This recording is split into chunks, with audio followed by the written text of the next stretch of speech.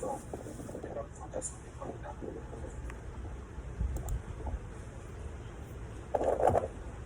monsieur Théophile Moisé, vous m'entendez? Oui, bonjour, Mohamed, je vous entends. Bien. Ouais, je vais bien. Vous pouvez activer votre caméra si vous voulez. C'est pas trop. Donc, bonjour, monsieur Théophile. Merci beaucoup d'avoir répondu à l'instant. Nous vous souhaitons la bienvenue à l'entretien pour le poste d'analyste ICT compris et services communs. Je suis Mohamed Diop,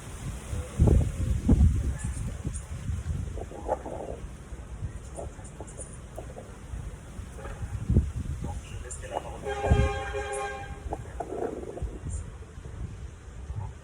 Donc, par rapport à revenir à l'entretien, il s'agit d'un entretien basé sur les compétences et les que vous nous donniez des exemples concrets en réponse aux questions que vous avez posées. Demandez aux gens de la question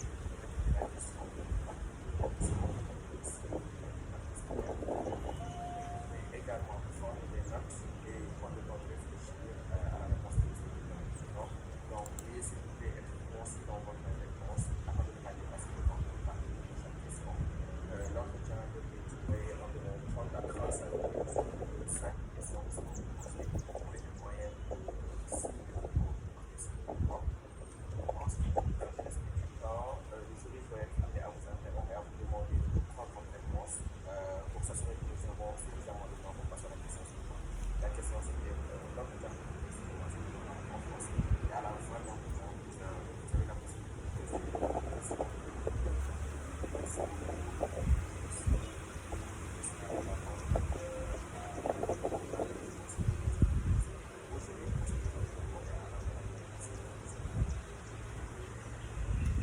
Merci Mohamed. Bonjour Théophile, vous êtes prêt? Oui, je suis prêt, bonjour. Bonjour Théo. Alors, on a Alain qui va commencer avec la première question. Ok, très bien. Avant de poser les questions, vous pouvez présenter au fur et à mesure, comme ça on pourra avoir Présente. Bon, en vérité, Théophile déjà connaît tout le monde parce qu'il est maintenant partie de notre équipe. So, Théophile, tu me connais déjà, je suis Amra, on se voit tous les jours. Comment vas-tu? Ouais, ça Avec va. moi, on a Alain. Avec moi, on a Alain, c'est l'expert de IT du Cloud. Et en ligne avec nous, on a Eric. Eric, tu te veux présenter? Merci Ambra. Bonjour Théophile, et je pense qu'on se connaît déjà, mais je crois que je ne fais que te souhaiter bonne chance. Merci. Merci.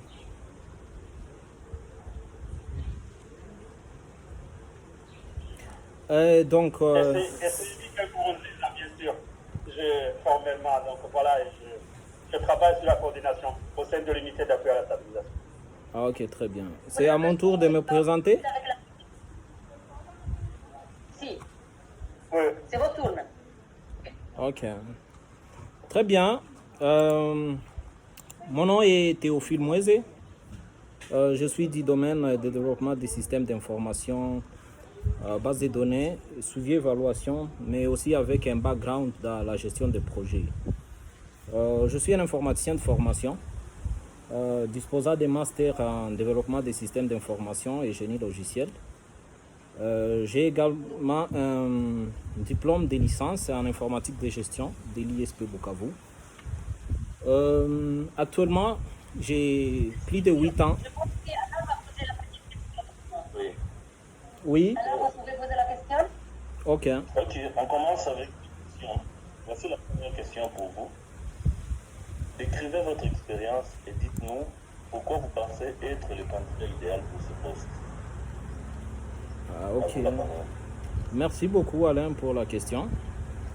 Et donc, je pense être la personne idéale et le candidat le mieux placé pour ce poste, étant donné que vraiment 90% de ma carrière, j'ai eu à travailler dans le domaine du développement des systèmes d'information à la tête où j'ai appuyé plusieurs équipes suivi évaluation dans plusieurs ONG.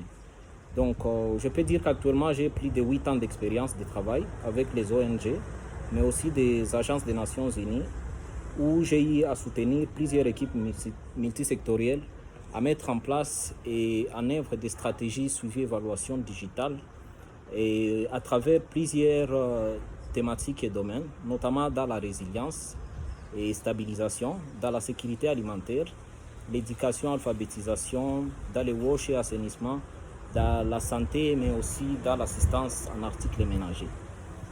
Et donc, actuellement, j'ai fait partie de l'équipe suivi évaluation de l'unité d'appui à la stabilisation, basée à Goma, où j'occupe les postes d'expert ICT 4D et base de données. C'est un poste que j'occupe depuis près de 2 ans et 3 mois, si j'ai bonne mémoire. Et donc, au sein de la même unité, je travaille à 50% comme associé suivi évaluation pour les Nord Kivu avec le projet de fonds de cohérence qui sont mis en œuvre par les différents partenaires. Et donc, de manière globale, au sein de cette unité d'appui à la stabilisation du PNID, j'assure la mise en place des outils suivi évaluation pour l'ensemble des projets de fonds de cohérence. Et je coordonne également le développement des différentes bases de données pour le stockage et gestion de l'ensemble des données collectées. Je suis responsable de la création et implémentation de tous les outils électroniques pour collecter les données de manière numérique en utilisant l'ICT 4D, notamment des applications mobiles pour collecter les données des perceptions, mais aussi toutes les données des routines, avec plus de 40 partenaires qui sont dans le Nord Kivu, les sites Kivu, mais aussi l'Ituri. J'assure également la formation de tous les partenaires sur les outils numériques suivi évaluation, mais aussi j'appuie aussi la coordination et la conduite des évaluations de la qualité des données qui sont rapportées par ces partenaires. Donc au-delà de l'unité d'appui à la stabilisation du PNID où je travaille, je suis un ancien spécialiste des bases de données à CRS, qui est une organisation non gouvernementale américaine, Catholic Relief Services, où donc j'ai travaillé au sein du département suivi évaluation du programme pays. C'est un poste que j'ai occupé pendant près de 3 ans comme spécialiste des bases de données et ICT 4D, en soutenant la mise en place des différentes stratégies et outils de collecte de données pour des projets multisectoriels dans près de 14 bureaux provinciaux au sein des provinces de la RDC. J'ai également été avec la même organisation comme point focal ICT 4D pour son bureau d'Afrique centrale, où j'ai eu à développer un système digital suivi évaluation permettant de gérer un projet de sécurité alimentaire financé par USAID, notamment pour la RDC, avec un projet qu'on a appelé DIFAP Boudikadidi, et pour le Burundi avec un projet qu'on appelle DIFAP Amashiga, et pour le Congo-Brazzaville pour un projet qu'on a appelé DIFAP Ematelo, mais aussi pour le Centrafrique avec un projet qu'on a appelé DIFAP Kiesa. Au-delà des Catholic Relief Services, je suis aussi un ancien chargé de suivi et évaluation pour le SEGAR, qui est un bureau de services, études et gestion axé sur les résultats à Bukavu, où je conçus et conduis des évaluations initiales, mi-parcours et final pour différents projets de développement exécutés dans les sites Kivu, mais aussi dans le Nord Kivu. Je suis également un ancien database manager à Caritas Développement Bukavu, où j'ai été responsable du développement des bases de données pour différents projets, notamment les projets de monitoring de protection et médiation communautaire, mais aussi les projets de renforcement des capacités des survivants de violences sexuelles, et aussi un projet de réinsertion des ex-combattants exécuté par la Caritas dans 4 territoires du site Kivu. Au-delà des Caritas, je suis aussi un ancien data analyst au sein de CAD, qui est un centre d'études et d'action pour le développement durable à Bukavu, où j'ai été responsable principalement pour l'analyse des données, développement des bases de données et outils de collecte des données pour 2 projets, dont un projet appelé Tuungane, qui était un projet sur la cohabitation pacifique et lutte contre les violences sexuelles et basé sur les résultats, principalement dans les sites Kivu, le Nord Kivu, l'Équateur et le Katanga. Je suis aussi un ancien database manager à Avocats sans frontières pour son projet Uraki Safi, où j'ai été en charge de la conception et gestion des bases de données du programme pays pour son département suivi et évaluation, et cela dans un environnement multisectoriel. Et j'ai été aussi un ancien développeur de bases de données à R&D Institute, où j'ai mis en place une base de données permettant de gérer les peuples autochtones, mais aussi l'inspection des sites miniers dans les sites Kivu. Donc, dans ma présentation, et comme vous avez demandé comment je pense être la personne la mieux placée pour ce poste, en tout cas, j'aimerais mettre un accent sur 4 ou 5 points et qui mettent en évidence ma capacité, mais aussi mes compétences pour lesquelles je me sens être le meilleur candidat. Donc, dans mon parcours professionnel, j'ai été doté de compétences pour coordonner et mettre en place des systèmes suivi évaluation digitale, mais aussi je dispose de fortes capacités pour mettre en place des bases de données dans un environnement multisectoriel.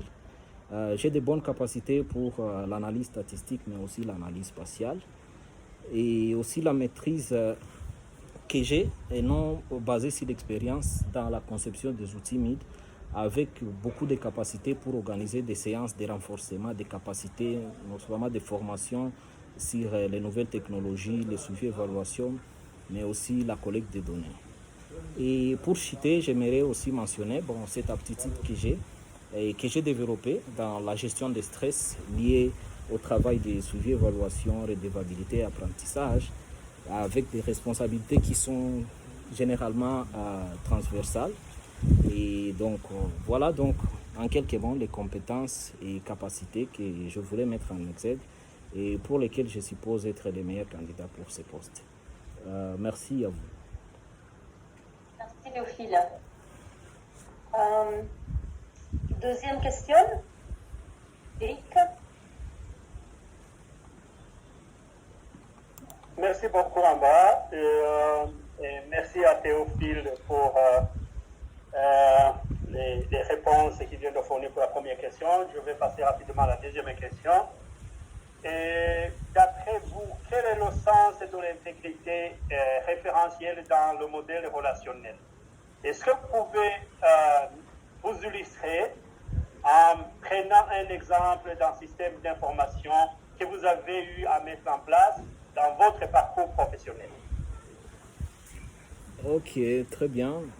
Si je comprends bien, il s'agit d'expliquer ce que signifie l'intégrité référentielle et faire suivre ça avec un exemple d'un système d'information déjà mis en place dans mon parcours professionnel. Donc, de manière globale, j'ai eu à mettre en place plusieurs systèmes d'information et tous les systèmes d'information fonctionnels et existants respectent ces principes de ce qu'on appelle modèle référentiel ou intégrité référentielle. Donc l'intégrité référentielle en soi, c'est le fait de créer une base de données qui est relationnelle. Donc la base de données relationnelle, vous la concevez en concevant les back-ends qui a une ou plusieurs tables. Mais normalement, quand on parle d'une base de données relationnelle qui respecte l'intégrité référentielle, c'est lorsqu'on a plus de deux tables. Et donc, il s'agit de créer la liaison entre ce qu'on appelle une table parent et une table enfant. Et là, vous pouvez créer des relations qui vont vous permettre de lier la table parent à la table enfant en créant des clés primaires et des clés secondaires dans chaque table respective. Et dans les cas d'espèce, comme je dis, j'ai mis en place plusieurs systèmes d'information. Je vais essayer d'illustrer au moins un système d'information qui est encore fonctionnel dans une organisation où j'ai eu à travailler et qui est toujours utilisé et qui produit vraiment des résultats qui servent à la prise de décision de ce projet. C'est un projet de monitoring de protection sur lequel j'ai travaillé à la Caritas Développement. Et donc le projet en soi, c'est un projet qui essaie de suivre la collecte des informations sur les incidents et violations des droits, mais aussi toutes les violations qui peuvent être commises au sein des populations isolées. Et donc, j'ai eu à mettre en place une base de données qui essaie de collecter ces informations. Et c'est une base de données relationnelle où je pense j'y avais conçu environ 5 tables ou 4 tables. Donc la première table consiste d'abord à collecter donc, tous les incidents. Donc un incident peut être par exemple un incendie qu'on a produit dans un village. Ça peut être une barrière illégale qui est érigée sur un tronçon routier ou par exemple des extorsions de biens. Et donc la base de données, on a d'abord une table qu'on appelle table incident qui essaie de répertorier tous les incidents. Au-delà de ces incidents, on a une table maintenant qui enregistre quoi? Les violations. Parce qu'il s'est dit qu'un incident peut produire une ou plusieurs violations. Et ces violations, on doit identifier qui sont les personnes qui ont commis ces violations.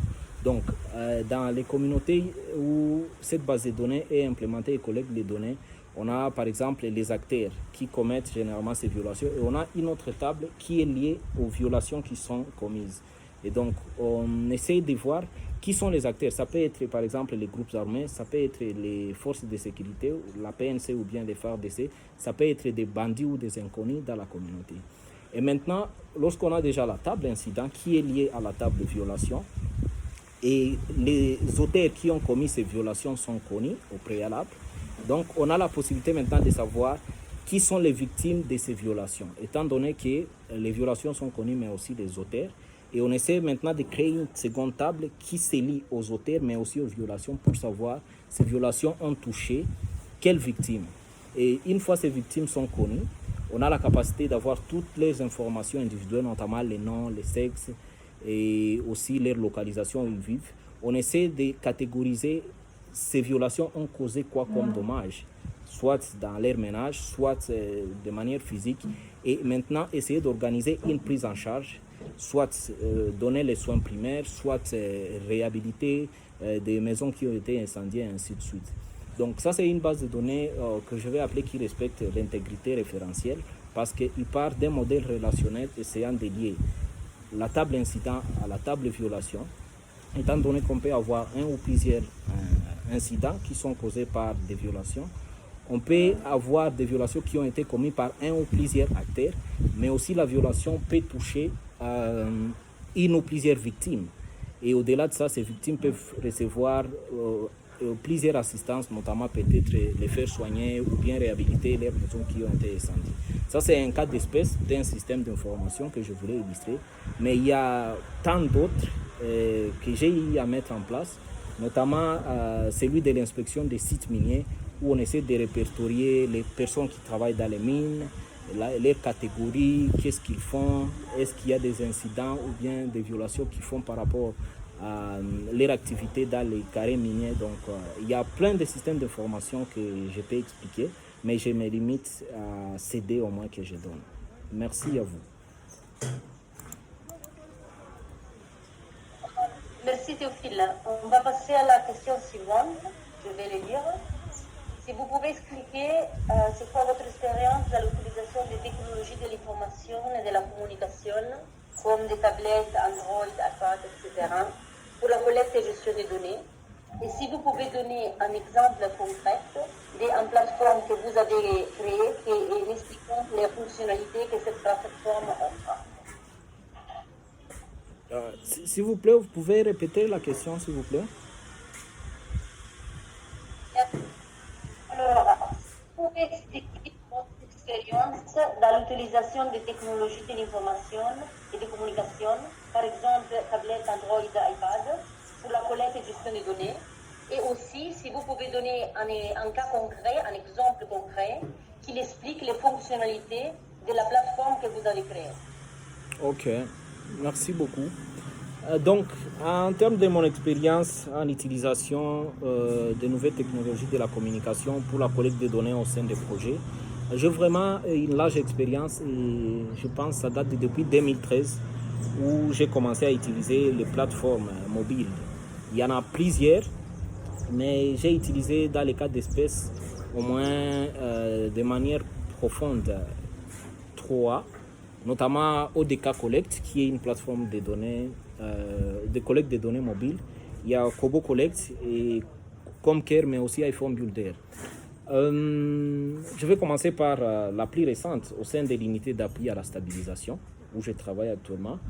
J'ai eu à mettre en place un système de collecte de données digitales permettant de collecter les données avec les mobiles, avec près de 30 partenaires d'implémentation pour les projets de fonds de cohérence au nord Kivu, dans les sites Kivu, mais aussi en Ituri.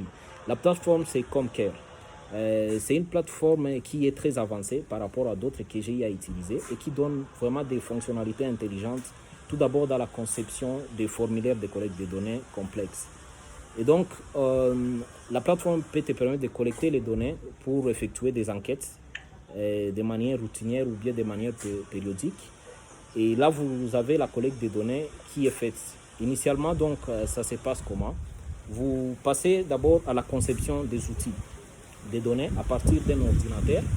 Une fois la conception est faite, à partir d'un ordinateur, vous procédez au test. Et là, ça se limite au moins à des tests. Vous pouvez faire le testing de votre application à partir de l'ordinateur qui dispose d'une tablette virtuelle avec laquelle vous pouvez simuler et voir si toute la configuration est bien faite de votre outil de collecte de données numériques. Mais après cela, vous pouvez faire le déploiement de l'application vers une tablette ou bien vers un téléphone, un smartphone.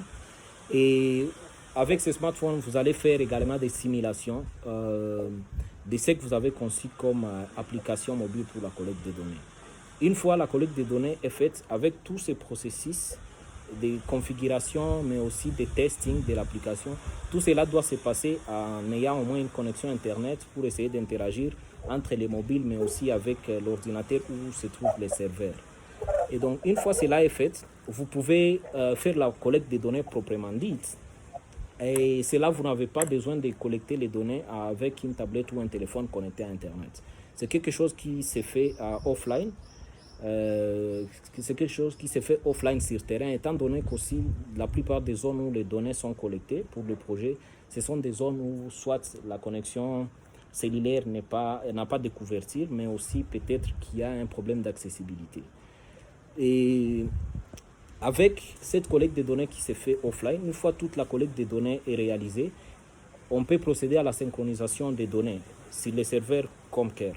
C'est le cas d'espèce de ce que je suis en train de donner pour l'unité d'appui à la stabilisation avec la plateforme qu'elle utilise.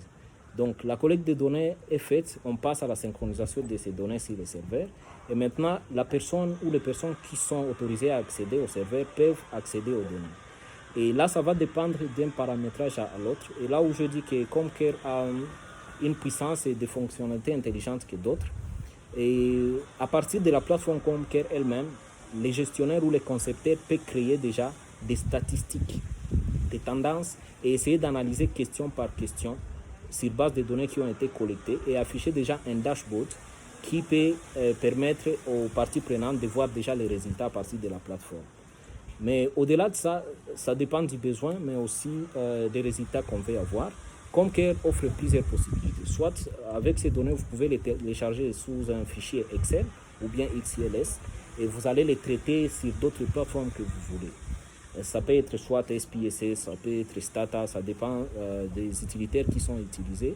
Mais actuellement, pour notre cas, nous exportons les données et nous les analysons sur différentes plateformes. Notamment, les données sont analysées sur une plateforme interactive appelée Power BI et où nous analysons tous les indicateurs en termes de données qui sont collectées. Mais aussi avec Comcare, on n'a pas vraiment besoin de faire quoi? D'exporter chaque fois les données, comme ça se fait sur d'autres plateformes, on est d'abord en Excel et maintenant les exporter sur un environnement ou une utilitaire où on veut les analyser. Comcare dispose de la capacité de connecter directement soit Power BI avec un lien qui lie Comcare à Power BI ou bien Tableau Software qui est aussi une plateforme interactive pour l'analyse des données statistiques et géospatiales. Donc on n'a pas besoin vraiment de prendre les données et les amener en local, mais on les laisse sur les serveurs et on peut les nettoyer et faire la jonction entre Comcare et Power BI et avoir directement les résultats. Et donc l'avantage qui est lié au moins à ce système est que vous avez chaque fois les données par exemple qui sont collectées sur une base semestrielle ou bien trimestrielle. Vous pouvez déjà concevoir vos syntaxe d'analyse, c'est Power BI. Et chaque fois, si les données sont collectées chaque 3 mois ou bien chaque 6 mois, vous n'avez que besoin d'installer une passerelle qui vous permet de faire la mise à jour et vous aurez directement les résultats au lieu de reprendre les analyses chaque fois quand les données sont collectées. Donc ça permet de gagner en termes de temps mais aussi d'obtenir les résultats rapidement.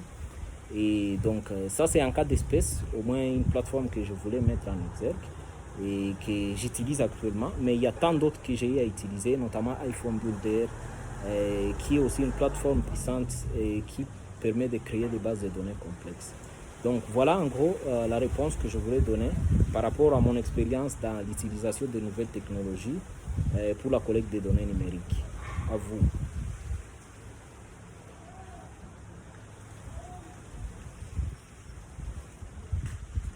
Merci beaucoup, M. Moisé. Donc, Alain, à vous pour la contribution.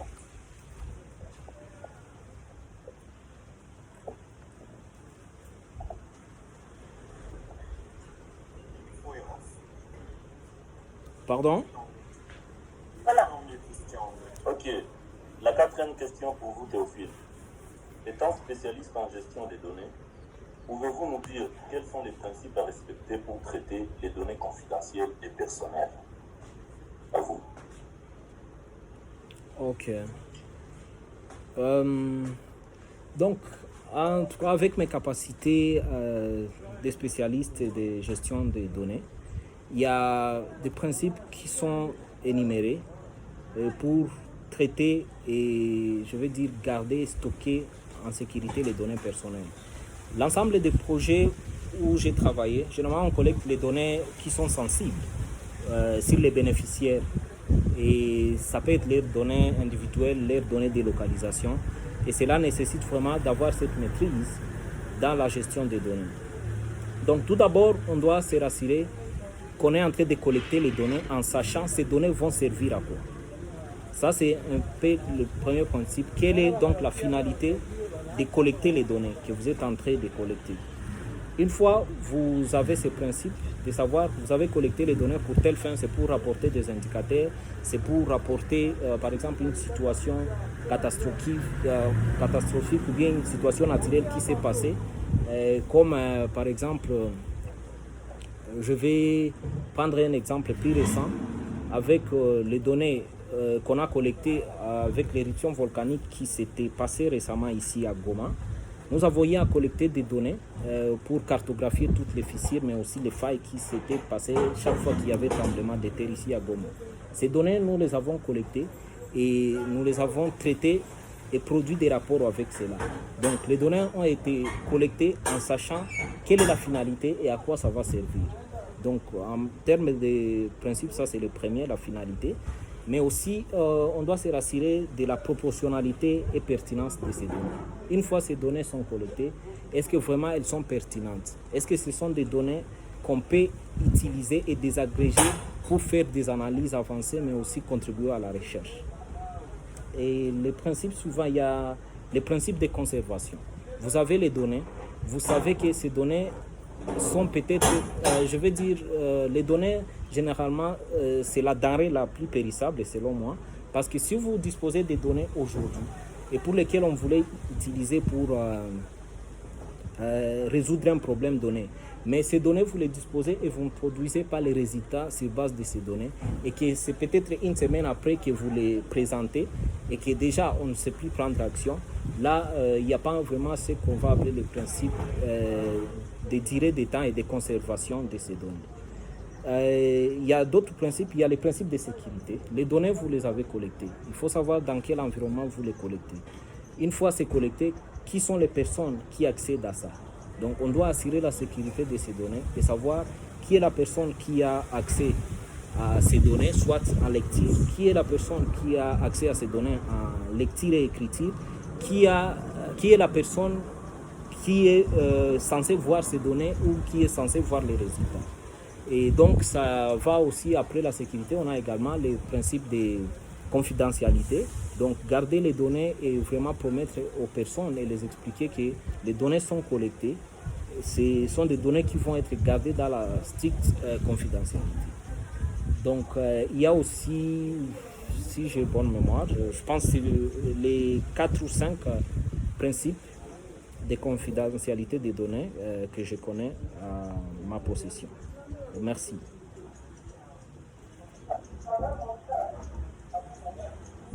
Merci Théophile. Eric, vous procédez avec la dernière question. Merci Théophile pour les réponses fournies. On va passer à la 5e question. Est-ce que vous avez déjà conduit un DQA, c'est-à-dire Data Quality Assessment? Si oui, veuillez nous expliquer les normes de ce DQA, donc étape par étape. Donc, je sais que c'est un outil que vous utilisez, peut-être que vous avez déjà utilisé, donc on voudrait savoir quelles sont les étapes de cet outil ou de cette démarche, de ce processus. Ok, très bien. Merci Eric pour la question. En tout cas, l'évaluation de la qualité des données, ce qui est appelé DQA, et ça fait partie de mon quotidien, du travail que j'ai fait depuis ces dernières 8 années que j'ai d'expérience. Et donc, étape par étape, il y a vraiment ce qu'on appelle d'abord l'étape préparatoire pour organiser une évaluation de la qualité des données. Donc, vous devez d'abord sélectionner les indicateurs. Parce que quand on fait une évaluation de la qualité des données, ça doit se faire sur des indicateurs. Et là, ça doit être des indicateurs qui sont implémentés par un partenaire donné sur un projet en cours.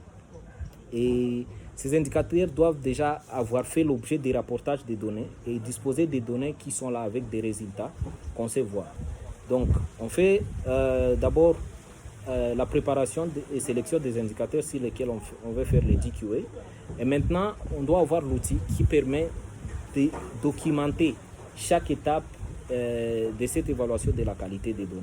Donc, la première chose, les indicateurs sur lesquels on a porté les choix, ces indicateurs doivent constituer l'objet de la validité. Donc, on doit avoir cet indicateur qui a des résultats qui sont correctement rapportés. Ça, c'est la première étape. On doit se rassurer que l'indicateur est valide.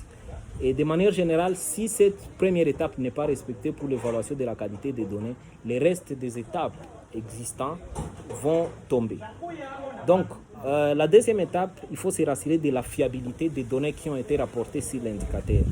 Donc, on doit refléter les processus de collecte des données. Ça se passe comment? On voit qu'il y a un outil de collecte des données qui a été préparé, un outil de collecte des données qui a été appliqué sur terrain pour collecter les données auprès des personnes qui sont réelles et non des personnes fictives. Et avec ces résultats de fiabilité, vous vous rassurez que les résultats que vous produisez n'ont pas été l'objet de falsification des données qui ont été collectées. Parce que des fois, on se retrouve, on peut collecter les données dans un projet, mais les gens peuvent faire les malins et collecter les données sous l'arbre. Et là, on va se retrouver devant un problème de fiabilité de ces données. Donc, on doit disposer de toutes les évidences, notamment donc, l'outil qui a servi pour collecter les données, les personnes qui ont été impliquées dans la collecte des données, est-ce que réellement elles sont parties sur terrain pour collecter les données? Et là, actuellement, on a plusieurs moyens de vérification, surtout avec l'utilisation de nouvelles technologies. Vous envoyez, par exemple, les gens dans une zone X. Vous devez, par exemple, configurer un outil qui est capable de capturer automatiquement des coordonnées GPS pour essayer de vérifier après si réellement la personne était sur le terrain pour collecter ces données. Et donc, si on essaie de faire toutes ces vérifications, on se rassure que cette étape de fiabilité est respectée. Et donc, il y a l'étape de précision. En termes de précision, on doit se rassurer si au moins vous disposez des données qui peuvent être capables de démontrer le contexte d'implémentation du projet. Alors, par exemple, initialement où un projet n'était pas encore dans la zone, et maintenant peut-être 6 mois ou une année après, vous avez des données qui peuvent vous montrer quel est le changement qui s'est opéré après que, par exemple, des activités se sont déroulées ou se sont implémentées dans un projet donné ou bien dans une zone donnée. L'étape suivante, il y a donc la promptitude. La promptitude permet à ce que vous puissiez avoir des résultats comme je l'avais déjà expliqué dans une question précédemment posée par Alain. Et donc, vous devez disposer des données et se mettre en tête que c'est la denrée la plus périssable. Lorsqu'on a besoin de données à la date d'aujourd'hui, il faut que ces données soient disponibles et que ça puisse produire les résultats attendus. Et ne pas les présenter une semaine après ou 2 semaines après, parce que là, ça va déjà encaisser des retards et peut-être les résultats ou bien la situation qu'on voulait changer par rapport à ces données ne seront plus à la une. Et donc, au-delà de ça, il y a la précision. Donc, la précision va permettre à ce que la personne qui a analysé les données puisse être capable de donner tous les détails, ou tous les détails, tous les détails possibles en termes de désagrégation. Si on a collecté, par exemple, les données sur une population donnée, il doit y avoir, par exemple, des personnes qui habitent une ville X, il y a des personnes de sexe masculin, il y a des personnes de sexe féminin. Vous devez être capable de disposer des données que vous pouvez désagréger pour produire des analyses détaillées et essayer de voir où est-ce que, par exemple, une situation marche, par exemple, pour les femmes, et où est-ce qu'une situation ne marche pas, par exemple, pour les hommes. Et pour citer, il y a donc l'étape de l'intégrité des données. Donc, on doit se rassurer comment, lorsque vous avez collecté les données, vous vous rassurez que, par exemple, il n'y a pas vraiment des erreurs qui sont commises dans la collecte des données. Et pour garantir cela, on doit se rassurer d'abord qu'avant d'analyser ces données et produire les résultats, vous avez procédé à l'étape de ce qu'on appelle l'appurement et nettoyage des données. C'est une étape très importante pour apporter des indicateurs et ça fait partie de l'évaluation de la qualité des données pour se rassurer que réellement les données qui ont été collectées ont connu le processus de nettoyage et appurement. Donc, c'est ça en gros en fait les différentes étapes par lesquelles il faut passer pour faire une évaluation de qualité des données professionnelles. Merci beaucoup à vous. Merci. Merci pour Théophile. Donc, chers membres du panel, je pense qu'on a fait le tour de cette question.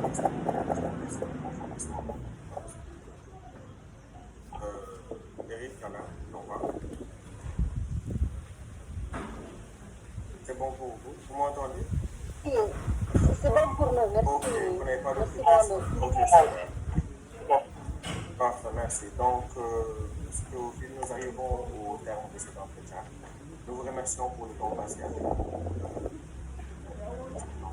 savons vos candidatures et nous allons faire de donc, je vais donc la personne sélectionnée nous rejoindre le plus vite possible. Si vous avez recruté pour ce poste, quand pensez vous pour être disponible? Que le poste, j'imagine que ce sera immédiat. Pardon, je ne vous entends pas bien. Il y a... Vous m'entendez? Je disais, au cas où vous êtes sélectionné pour ce poste, quelle serait votre disponibilité? Au cas où je suis sélectionné, je suis disponible à l'immédiat. À l'immédiat, ok, pardon, Ouais. Est-ce que vous avez des questions pour les membres du panel ou pour moi-même? Des questions administratives? Non, pas vraiment de questions, mais j'aimerais juste vous remercier pour ce temps d'entretien passé ensemble. Et vraiment, il n'y a pas de questions particulières administratives. C'est parfait alors. Donc, juste pour finir, le processus peut prendre jusqu'à 6 semaines avant que nous puissions contacter le ou la candidate recommandée pour le poste. Dans quelques suites de cet entretien, nous vous retrouverons dans les 6 prochaines semaines. Merci beaucoup à vous et bonne chance. Ok, merci. Et excellente journée à toutes et à tous. Merci, bonne journée à vous. Merci.